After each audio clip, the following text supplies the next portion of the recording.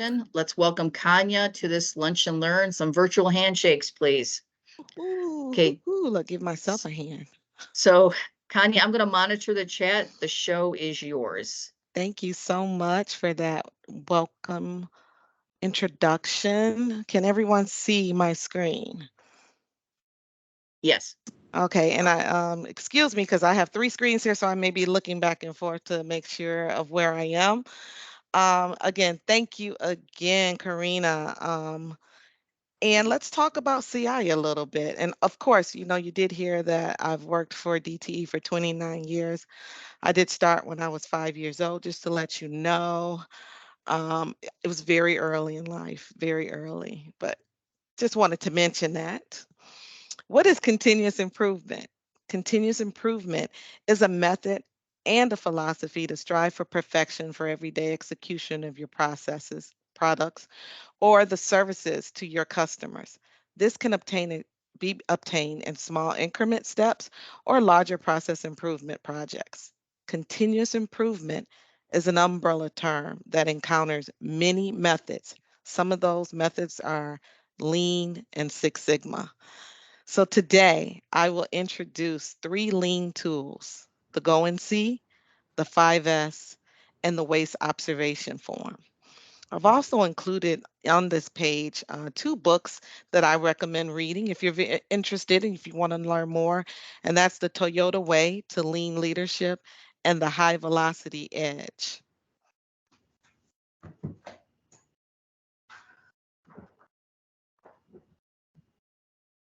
So our first tool that we will go over is called the Go and See. And as you can see, we have our detective who's ready to go and see what's happening. So go and see, ask why, and show respect. Um, Someone has come to you because they have a problem or issue. What is the first thing that you do in order to resolve the problem? Do you provide that person the answer? Or what do you think about, or do you ask them, what do you think about what the answer should be? Or do you try to understand what is happening in the process or the situation? For me, I like to first ask direct questions about the purpose. What are you trying to accomplish? Then I like to begin by walking the process steps, observing and asking questions, and then focus those questions on the process only.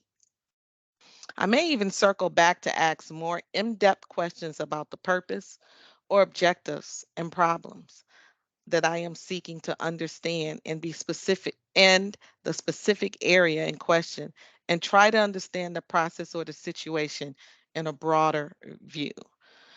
Through these steps, I began to consider exactly how I can help and what tools we can use to help.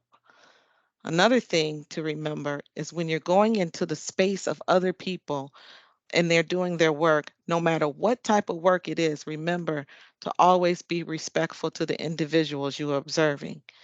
You are not problem solving, you're just collecting information. Once you have the information needed to understand those problems or issues, then you can move forward to create a problem statement or work to find what the cause of the problem is. Here we have our little birdie here. Here are some questions to ask during the go and see. What is the standard and what is the standard being followed? How does the process work? And are you following the process? What has changed recently? Usually, sometimes when problems happen or issues or happen, something's changed from what it's supposed to be to what you're doing now. So definitely, that's a good question to ask. And here I included a copy of a go and see form. Every form can be different depending on where you work or attend school.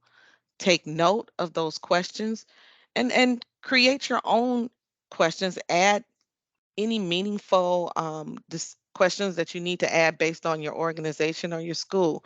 And if you're techie, you can also include pictures. attach those pictures to your form.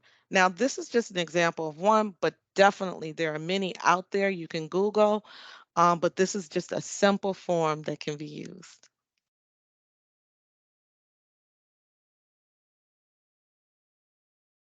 Our next slide, our next section is going to be on the waste observation form. We call it Timwood. Can I get a raise of hands from people who've heard of this? I see a no. I see a couple of hands. Good. I'm going to explain. The next tool, lean, and it's a lean tool that we will discuss is the waste observation form. But first, we need to understand the type of waste. At DTE, we have 7 types of waste, and the acronym is called TIMWOOD. Now, there are other organizations that may use 8 types of waste, but for us, the general rule is 7. The waste observation the waste observation is a tool to be used to document, present, and analyze opportunities to eliminate waste in the area, department, or process. I'm not for sure where DTE have these little monsters got them from, but this is so cool and it helps remind you of those types of waste.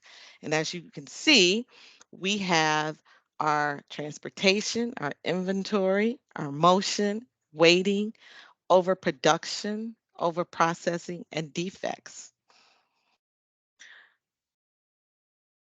DTE categorizes waste by using the 7 types. And how we got Timwood is the first letter of each one of those words, which is a good way to remember. Let's talk about the first waste a little bit. Transportation is the excess movement of material or products. Here's a couple of examples that you can use. Sending unused parts from the assembly line back to the warehouse, ordering parts from a distant vendor when you have vendors that are closer or suppliers that are closer and available. Moving skilled workers from one work location to another instead of bringing the work to them. And what about moving tools or equipment from one work area to another? So this is Tanya, here. Yes, I'm sorry to interrupt. We have a raised hand. Stacy West has a question. sure, Stacy. Hey, Conya, nice to see Hi, you. nice to see you. I have a question with the transportation. So I'm currently going through my yellow belt and I'm Mm-hmm. coming up to like the waste observation form is Mm-hmm. like my next or countermeasure worksheet, I think is what it is. Mm-hmm. Um, and can transportation also be like if I'm sending like emails or going back and forth, like it's transporting that email, or is that covered in another piece of waste? A good question. I believe that emails is one that you could Okay. use for transportation waste. Also, it could be multiple handouts of customers through various department, even multiple levels too. So just remember you could be a little bit more broad as well too. Okay, perfect. Thank Good you. question. Thank you. Because Is I there think in the any? waste I'm sorry, Connie, I think in the waste observation form, you literally could have situations where it's multiple forms of waste, right? That's correct. And it doesn't just have to be one. It could be 2 in the same type of situation, Stacy, or the same problem. Someone said it could also be motion. It could be, and I was kind of leery about the motion too, but yes, it could be motion too. And we'll get to motion. Thank you. So an example I have at work, because I know Connie, you said you wanted me to share this. We Yes. have a form that requires authorization by 2 directors and 2 VPs, and it's got to be in a certain order. The location of these VP and directors, and if you've ever been to DTE, our office is literally a whole block. It's not one building, it's a whole block. The directors and VPs are literally on the opposite ends of the building. So this piece of paper has to be transported to 4 different locations, usually going back and forth. And we've talked about, does this make sense? Does it have to be in this order? Because if we're really embracing CI, Mhm. this document really transports a lot where it shouldn't. Good. That's a good one. Okay, go ahead, Connie. I'm sorry. Anyone else? All right, let's keep going. Our next waste is inventory. Inventory waste is having excess material or product in stock. Here's a couple of examples. Ordering extra boxes of supplies, especially ink, pens, or envelopes. And I'll give you an example. Prior to COVID, we would have stock of pens sitting in the supply room. I don't know how long those pens had been in that supply room, probably years, but whoever was ordering would just order multiple pens and they'll sit around. And then at some point, do they go to waste? Not for sure, or does the ink dry up? So that's a good example of inventory waste. You may at work, stock department, extra supplies sitting on the shelves. What about, here's another one. I just went to the rental car company the other day. Having too many rental cars sitting in the open lot that's not being rented. That is an example of inventory waste. Sometimes you see about 300 or 400, and how long do they sit there, right? That's a really good example. Are there any other examples that you can think about? If you don't mind, you can put it in the chat or raise your hand. Karina, let me know if you have anyone in the chat. Nothing in the chat so far. I will say that when I went for my own yellow belt in the class, they had us show up and they asked everybody in the class to bring all their paper clips from their desk. And Mhm. everybody brought a huge baggie full of paper clips. And I can guarantee you none of us were using that paper. And when we did a go and see to go back and look at why we had so many paper clips, it usually was, well, we just have a practice of ordering so many each month without really looking at inventory, or you had people who would hoard the paper clips and then they would end up thinking there wasn't any and they'd get more. Oh, Yeah. someone just volunteered something. I think of things around the house when I buy things that are good deals and it expires, or I have to just give it away. Oh, yeah, that's another way of inventory waste, right? All right, let's go to the next one. Anyone else, Karina? No, no one else. Okay. Oh, we did have one more. Okay, I go think ahead. of, and I don't know if I'm getting this right. Chat kicks. Chotskis. Okay, thank Mhm. you. In our consignment store, we house items after the term sometimes. Yeah, that's right. Good, thank you. Oh, we had another one. I think I saw something pop up right on my screen. Yeah, what we buy and store for giving away to students and employers. Yeah. Yeah, that goes to the tchotchke comment. I mean, we buy thousands of things at the beginning of the year, assuming that we kind of have a good number, but it takes a lot out of our budget. And Mhm. so if there was a good way to do it where we could just order what we need as we need it, it would probably be more efficient. But Good it might be one. more work to be checking all the time too, so I'm not sure. Yeah, I think Thank- at DT, what we did, and I'm not saying that we couldn't improve upon it, but we attempted to do a go and see where we looked at our past. Someone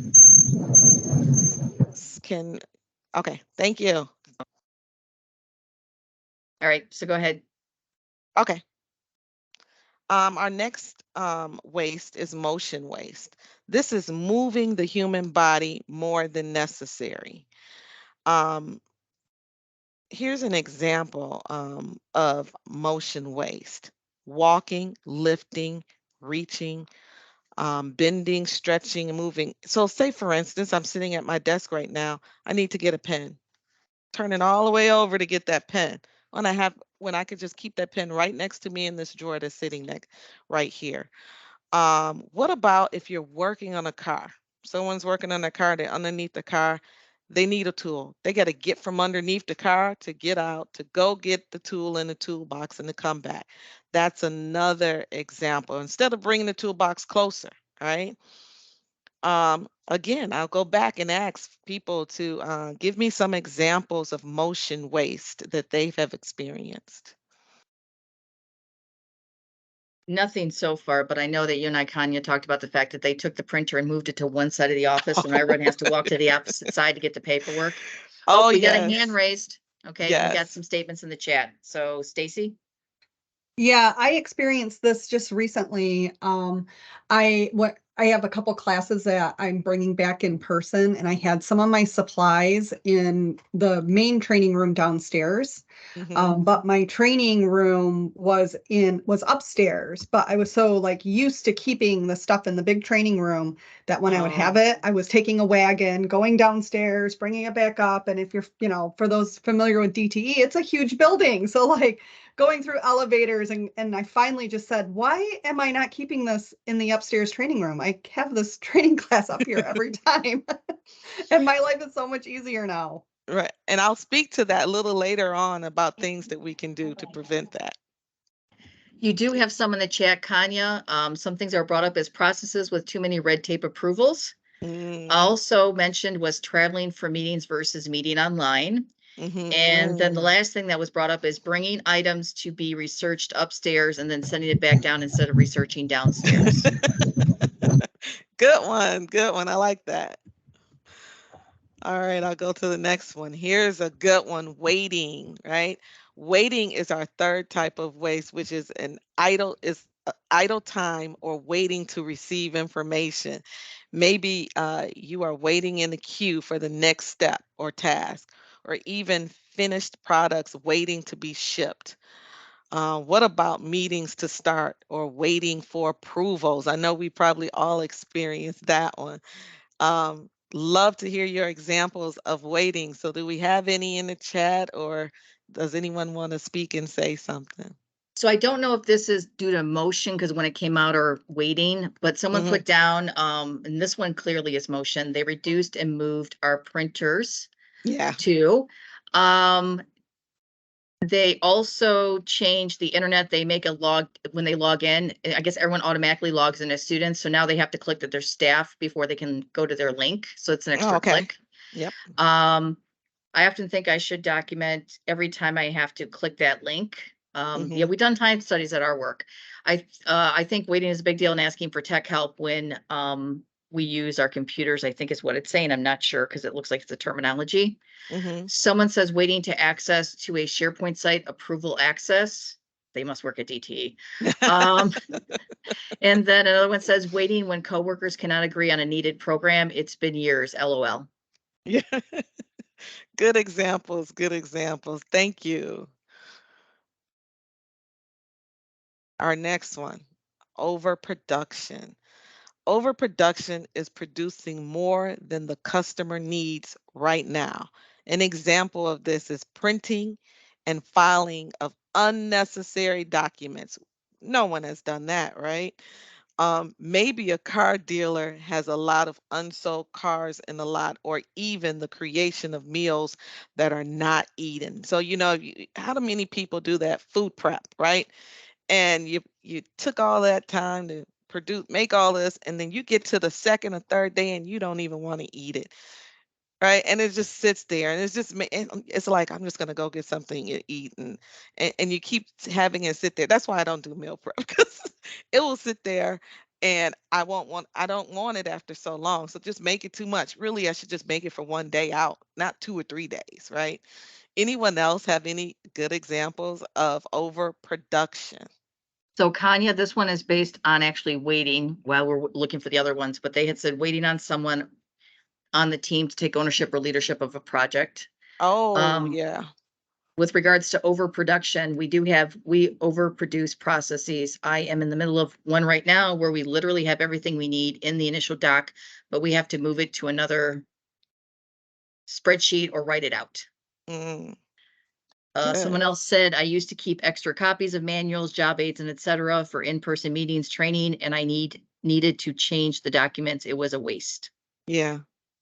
Yeah, we could probably we probably use this one. This is a waste that is used more often, I think, overproduction. Thank you guys. That was really good. What about yes, come on. Printing what we can just save in our systems. I would love to show you the office next to mine.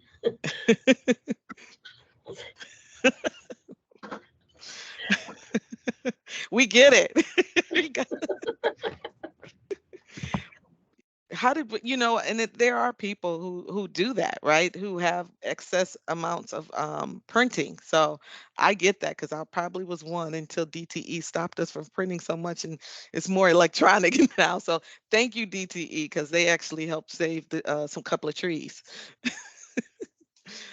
um, Over processing, doing more to the product than what the customer wants, requesting too much information needed.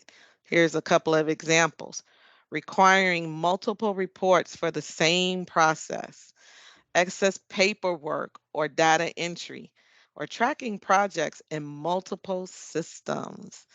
Again, can you provide me some examples that you have experienced in over processing? I'm just Okay, gonna go so back to that other thing. Yeah. We literally do a questionnaire that has everything we need on it. And I have to move that to another Excel spreadsheet and then fill out a document with that same information. Oh, yeah. And That it's like, just look at this. yeah. so in the Yeah, that's chat, a good we thing. have, I'm sorry, in the chat, we have more than one person doing the same analysis. So we have Yeah. duplicative work, it sounds like. Yeah, duplicative work, yes. We also we log details in 3 areas. It's all the same. We have to do this currently as we are waiting for the program that would auto plug the details across the board. So we got to be careful because some of this, now this is something that I kind of looked at even when I put this presentation together. There, over processing and overproduction are very similar. And if I go back, let's see if I can go back. Overproduction is producing more than what the customer needs right now. And then when you get to overprocessing, it's doing more to the product than what the customer wants, requesting too much information. So I just want to be for sure when we look at overproduction and overprocessing that we understand the difference between them because they are very similar. Okay, we do have one more Okay. volunteered information. Yes. Sharing high level information with new hires one-on-one versus as a group. Okay, that one, I kind of get cross with that one. I'm thinking more overproduction to me rather than over processing, but it's a good example. Yeah. Oh, we have another one. I think of things like drastically reformatting internal documents and reports, or maybe having to rename or reformat files just to fit a predetermined naming convention. Right. And then somebody Right. says, sounds like overproduction. Agreed. Yeah. Okay. Good. Thank you. Yep. All right. Good ones. Thank you, guys. Here's our last one. The rework this is defects, and this is the rework or fixing things that is not done right the first time. A couple of examples is misunderstanding of the customer's expectation, right? Or failure to communicate and work to standards of what we're supposed to have. So, kind of give me some examples of some defects that you guys know about. So Conya, we don't volunteer yet, but I'm going to throw in there, and I know this isn't an office example, which is probably most of our memberships background. But I used to work in an automotive supplier. I won't say whom. And they had about 3 or 4 people at the end of the assembly line who were responsible for quality control to catch the mistakes that they found in the product at the end of the line. So you pay these people to check, and then anytime you have a product that's wrong, it's not only you got to tear it apart and maybe it's unsalvageable, but then you just paid those people to be there. And in cases where we had really bad quality problems, our solution was not to look at our processes, but to have quality control people at the customer site to look at the product one more time before it came in. So the solution to defects was to have more quality control versus looking at how we're doing the process to see where we're making a mistake to begin with. That's right. Get it right the first time. How come we couldn't do that, right? All right, someone just volunteered. We have a moving company associated with our consignment shop. When a packer packed things incorrectly and the team lead just reduce it to fix the situation instead of training on the issue. Yeah, good one. Good one. Anyone else? All righty. Thank you. So our next slide shows a copy, and I just brought out a couple of examples of waste observation forms. Again, you could create our own, and I just see how blurry this is, so I kind of read it a little bit. But this is a form that DTE used, and this is on the left side. And on the right side, this is something that I kind of looked at on the internet that we could use, very simple. What DTE does is they say, go observe the situation. So talk about what the issue is, then tell us what type of waste it is. Again, it may not just be one type of waste. It could be two. It could be overprocessing and overproduction. It could be weighting and motion. It could be a combination of things. And then try to come up with a solution. I would say this is more of when I think about a waste observation form, it could be more if you're doing looking at a process and you're trying to identify waste in your process and you sit around with your group to identify that waste. Or if you go and walk the process out, it may be if you work on a line. I know you said most people are office, but it could be walking the office and to see where some of the waste is on the floor. Like I said, it could be inventory. It could be a multiple of things where you can do a waste walk as well. So I didn't mention waste walk, but I just wanted to add that. On this right-hand side where it's a little blurry, and I apologize, all they did was list the types of waste over here. And they added one, which remember I said there could be, we use 7, but there is 8. They added one, and the one that they added says skills waste. I wasn't really sure about the skills waste. I guess it was maybe the people, the someone who has skills that we end up going to pay someone else to do, but we have people in-house to who has those skills. But the others is go over, take the example of the type of waste and then observe it and describe it and then talk about how the solutions to get rid of it. Now, Connie, I did want to throw in there to the audience again. Mhm. On our website, we will be providing a link to the recording. We'll be providing a copy of the presentation and documents that people can take and immediately start applying to their workplace. The Okay. waste observation form on the left, the Right here. DTE one, yes, Mhm. that one. That will be one of the attachments we are providing if someone just wanted to take that and immediately start tackling some of maybe their issues or areas that they're thinking of at work. So I did Yeah. want to mention that will be included with our material. Yes, and it's very simple, and you can document and store it electronically in a directory. Cool. All right. Our final tool for today is the 5S. The 5S is a method of creating a clean and orderly workspace that exposes waste and makes abnormalities immediately visible. This method can be used in any industry. Just wanted to kind of note here too that the 5S is far more than just a housekeeping initiative. As just stated, it makes abnormalities more noticeable. A 5S has a huge impact on safety, and a cluttered work area can be an unsafe work area. Your work area can be in the field or in the office or even in a production area.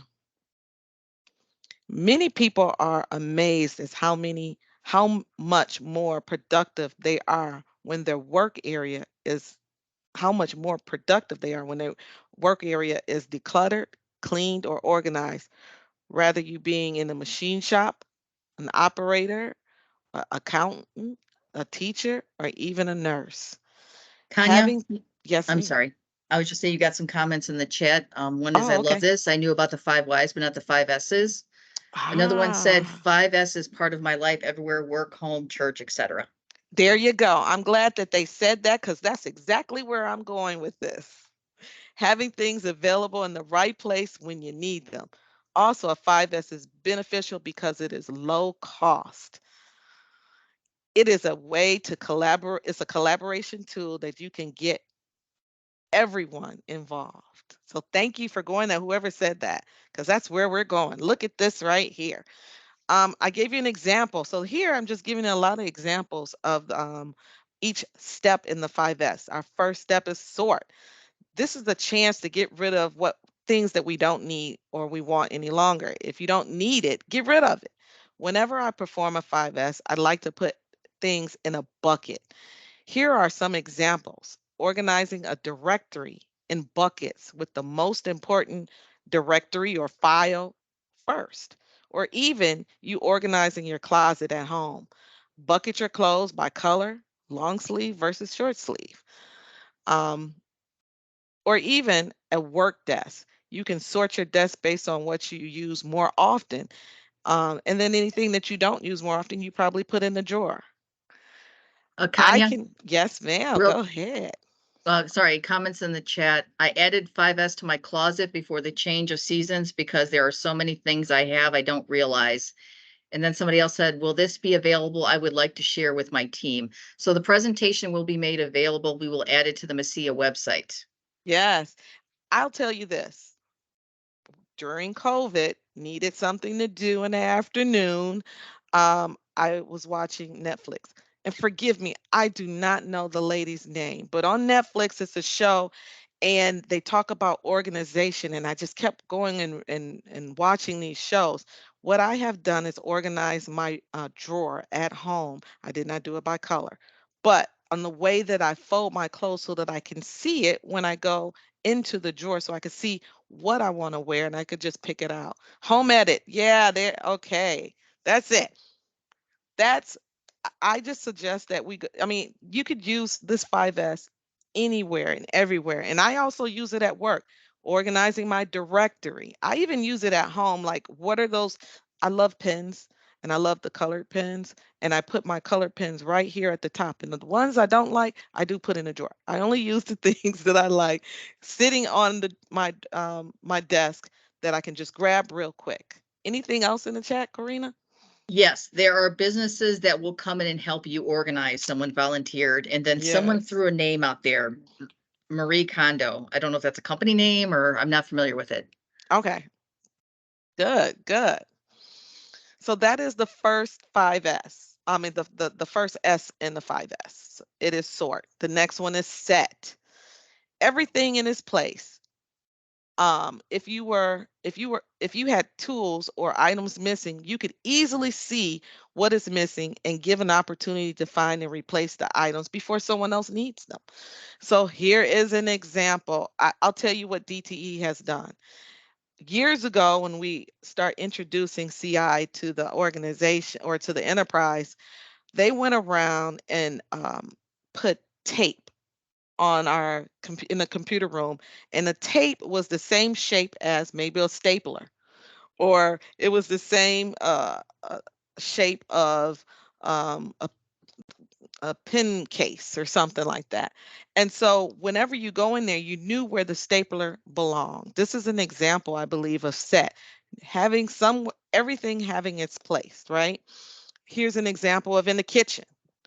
If you go in the kitchen and you see the spoon removed, you'll know if something's missing, you need to look for it, or that you want to look for it so that the next person knows where it's at. Same thing here with the tools. I don't know if you have a spouse that has tools everywhere and never can find the tool that you need. Here you go, right here. Any examples? And here's another example of office space. Someone mentioned some papers on the desk. If they had an area, a way that they can support, whether it be in a file cabinet or in little file folders, are there any examples in Yeah. the chat? So there's one so far. How many times have I went out to buy blue painter's tape because I couldn't find the roll? I now have organized that area and have 8 blue painter tape rolls. There you go. And then you have some waste because you overspent, right? Wasted money. Another example would be you go to the garage. People may have heard the term shadow board before, which is what you were talking about with the shape on the table that was the size of the Yeah. stapler, that you know where the stapler belongs, and you can Yeah. visually see from the shadow board if there's like a vacancy there, that what it is and what's missing because of the shape of it. Right, right. Good, good. let's get to the next S, which is shine. So I didn't realize how this picture was, and I'm not for sure if you can observe or see the difference in the picture, but shine is usually the most misunderstood step of all, since many assume that the step means to grab a broom and clean up. Well, this step is far more than cleaning. The principle behind this step is to clean and inspect. At the end of your shift, clean the work area and ensure everything is restored to to its place, especially if you share work areas like we do at DTE, right? When I come in, it's set this way. When I leave, it's set back that way. I wipe it down before, you wipe it down when you leave. But in the picture, the difference in the pictures is here it is dirty on the workspace. If you could see that, it's darker. And then over here it's cleaned up. But also you're looking to inspect to see if you see anything that's broken. You're looking to see, did I put everything back in place? Is there any other examples of of shine? I'm sorry. Nothing. Oh, hold on. When you order items because their spot is empty, only to find someone put the items back in the wrong space. I think Oh, that goes that's back to set, but set. it shows the Yeah, example. definitely. Yes. Yes. And I will tell you that another benefit from an Mhm. office perspective with regards to shine is, I think I shared with you, before we went to starting shared workspaces, my area was kind of dusty and dirty. I don't know how many times I walked into a meeting trying to look my best and I got dirt on the cuff from where I had Oh, rested my yeah. arm on an area I just didn't keep clean like I should have. Yeah, that's a good example. Oh, someone else volunteered. Um, I find that shine also helps me be more productive and happy in my home when my bed is made and when I have put clothes away, etc.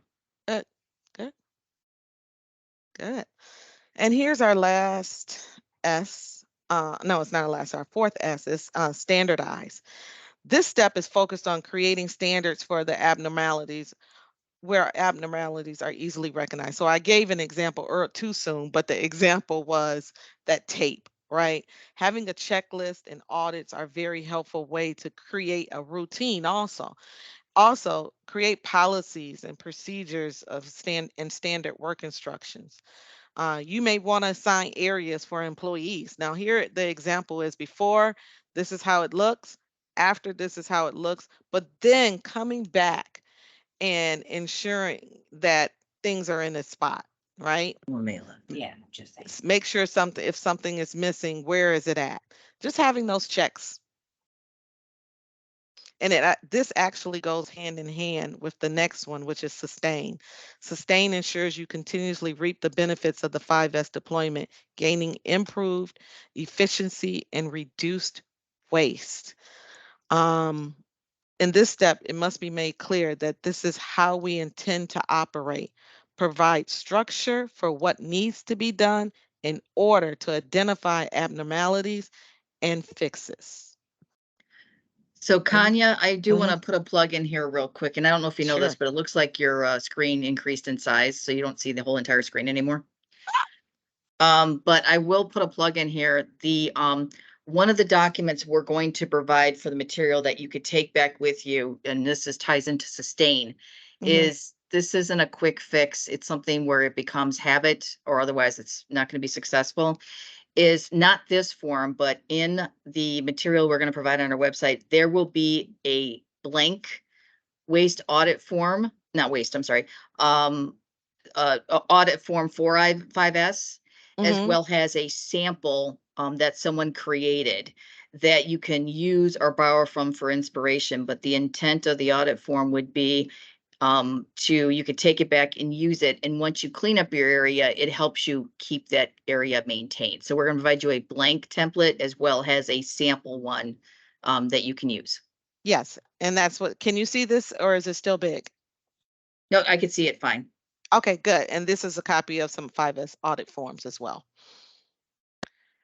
So let's recap what we've learned, right? We've learned about continuous improvement. It's a method and a philosophy to strive for perfection for everyday execution of your processes, products, and services to your customers. We also learned that you should always perform a go and see to collect facts about the problem before experimentation happens. And then we talked about the 7 types of waste. Tim would. Transportation, inventory, motion, weight, overprocessing or overproduction, and defects. And lastly, we learned about the steps in the 5S. Sort, set, shine, standardize, and sustain. Hey, Conya, you have a question in the chat. Yes. Do you have any advice for sorting shared computer files? Sorting shared computer files. Yep. Not right now, but I'll take that and I can get back to that person. Can you give me their name? So Or we have an email? I have, so I'll say their name, but I can also answer. I do have everyone's address. I can give the response to everybody because maybe more people want to know. Her name is Sherry, but I can, if you give me an answer, Conya, I will take the commitment to give the response back to everybody because my experience has been usually more than one person has that same question. Cool. And anyone else who have questions, definitely get back, give them to you, Karina, or whoever, and I can take them back and I can answer them and send the email.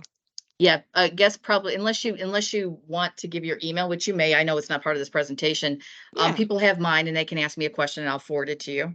Yeah, definitely. Or you can give out my email. Absolutely. And I only charge a small fee for that. So thank you. Thank you, Karina. Someone said, Sherry, work with those who share the file to create names for folders and how they will be used. Yeah, naming convention. And I was thinking of a naming convention and I wanted to kind of give some examples, but maybe more of a naming convention for everyone. Okay. But I can still answer that too as well. And I'll give an example. Okay. So I'll keep an eye on the chat for any questions, but if you can go to, okay, definitely. Thank you, is what was said. So if you can go to the next slide. And again, even though we're going to information about MESIA, I want to throw out there that if you think of questions during this session, I want to throw them in the chat. We will provide them to Conya. She is still here. So definitely we'll be looking to that towards the end, as well as if you think of something after, feel free to reach out to me and I can make sure Conya gets the information and I can work as a middleman there. So about MESIA in general, we have quite a few activities coming up. I did mention those earlier. We do have several more lunch and learns that are either open for registration or, excuse me, looks like I gave you the one where I spelled registration wrong. So apparently I did not practice my efficiency very well. I kept an old copy and I shouldn't have. You have to get me on that one. Is that overproduction? So, yes, I see Bill too. So essentially, the next Lunch and Learn is scheduled for September 14th. It's on our website. You can sign up for it now. Again, it's free. You don't have to be a member. It's eliminating barriers, supporting student basic needs. We have a panel of individuals that are speaking on what their schools do to help students eliminate, concerns that and barriers that keep individuals from obtaining their degree, such as mental health issues, financial insecurity, food insecurity. So it should be a pretty good conversation. And I said that is on their website to register. On November 9th, and this is not up yet because we're still finalizing the panel members, but we're going to talk about diversity and DEI in the universities, specifically, this was prompted from the recent Supreme Court decision and how, what type of trickle down effects it is having or has had, because actually Michigan faced this back with Proposal 2 several years ago. But what kind of impacts is this having in that academic space and in DEI initiatives? And I know I say the universities here, but the truth is that also has some potential cascading impacts to the employer. So that should be an interesting conversation as well. And that isn't to a panel conversation. And then the one that's in January 10th, and again, we're still finalizing the panel members, is AI in the workplace. And I have HR considerations here as well, but I know that this is also a big question within the university space. So we're definitely going to have some content there. Now, as we get these other events finalized with the panel, we will put them out for registration and advertise them. If you happen to know somebody in any of these spaces you think would be a good speaker for any of these sessions that are not finalized, feel free to send me their name and information. I'll be more than happy to reach out to them. So I definitely always look for new people or new ideas, and I have no problem cold calling them because that literally has become how we set these up. Now, we do have some on-site events coming up. We have the Crystal Mountain, Thompsonville quarterly connection this October 5th and 6th. The registration is open. We have information about the hotel that will be provided on the website soon. However, if you're interested, I already have that information and I can forward it to you directly. Just email me. The afternoon session is going to be networking, and then the morning session will be presentation. We're still finalizing the details there, and then our quarterly meeting. And then December, we are going to have our second quarter networking event, and it will be also kind of our Christmas party, if you will, or holiday party, I should say. Still finalizing the details on the location, but we're looking at the Ann Arbor area. More information to come on that as well. And then one final slide on Messia, if you don't mind, Conya. If you're interested in becoming a member of Messia, then you can follow this link. We are always looking for new members.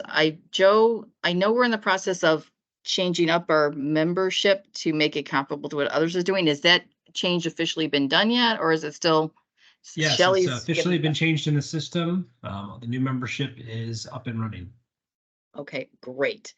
So you can find all that information there. And it's a great way to stay connected at a very affordable price. The other one is if you're interested in becoming involved in Messia, we have several opportunities with which you can do more than just be a member. If you are interested in hearing more about some potential vacancies we have or how you can get more involved and be more engaged, feel free to, and Joe, I didn't tell you about this, but I'm trying to encourage emails to you. But you can email myself or Joe, and we'll be more than happy to set some time up with you and kind of go over that. So again, this is some ways that you can actually get more involved and actually have more feedback and some ideas into the process. There was a question, Conya, thrown into the chat. How can you encourage others to embrace waste elimination and job efficiency tasks when they are connected to their past habits?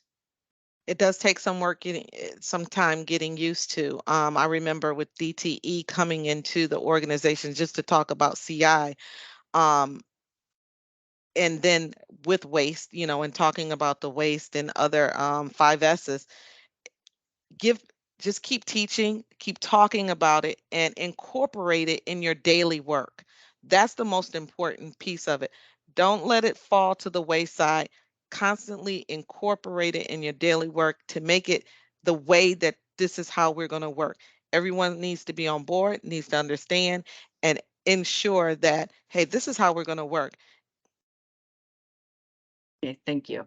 Mhm. Now, 2 more things I want to mention. So as I mentioned at the beginning, but I know some people came on later, we have applied for HRCI and SHRM certification for this event, and we will also be doing that for the September event as soon as we have all the panelists finalized. Essentially, when we get that, I will make sure that's forwarded to everybody who's in attendance here, whether or not you're going for it, you'll at least have the information. Now, we do have Bill Steck on board. Bill had wanted to put a promo regarding an event he's leading. I'm thinking it's for upcoming conference, but I'll confirm. And then Shelley has something she wants to throw out there as well. So Bill, welcome. Well, thank you, and good afternoon, everyone. For those who do not know me, my name is Bill Steck. I work with Yo and Yo, and I also serve as the VP of Employers for this wonderful organization of Messia. And I'm also co-chairing the 2024 state conference. So I just wanted to do a plug-in right now for all of you to save the date. I will put it in the chat right now. Bill, you're on mute. Oh, can you hear me now? Yeah, you said you said want to plug in for the conference date, and then that's when we lost you, but you said you put it in the chat. Yeah, so we got to save the date for our state conference coming up next June 19th through the 21st in Lansing, Michigan.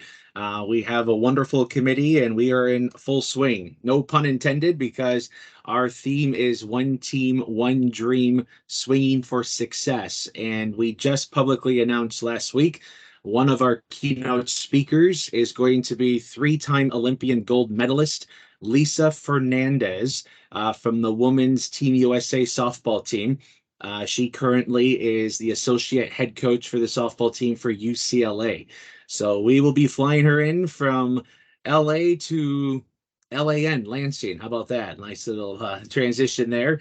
And we're going to have her talk about the success she had as an Olympian and an athlete, but also the success she's providing to the student athletes at UCLA on and off the field, and how we can bring that to Michigan with all the student athletes we work with the universities. So stay tuned. More information will be coming out this fall, especially the call for proposals for breakout sessions. We are also adding in a new benefit. If for those who get selected to speak as a breakout session, you will receive $100 off your registration from the state conference. So stay tuned. Hope to see you guys at next year's conference. Thank you. Now, Shelley, I saw you put the chat in the question about you're going to the church SHRM meeting, and you want to make sure you have the most recent flyer. What I can also do is I can make sure everyone has the current flyer who attends this meeting, just because I have everyone's email. Someone uses it, great, but I'll make sure you get that, Shelley, and I'll just include everyone else. Any other questions for Conya or on Masia? Well, thank you for attending. Again, we will have this recording, the material, as long as the attachments that you can use in the office as soon as possible, that immediately. But Joe, when do you think that will be out there? By the end of this week? As soon as I can get it downloaded and uploaded, it should be up in the next couple of days. Awesome. Thank you so much. Again, if you should have any questions, you can feel free to reach out to me. Everyone has my email. And if you want to know more about Masia, you can reach out to me or Joe. Thank you.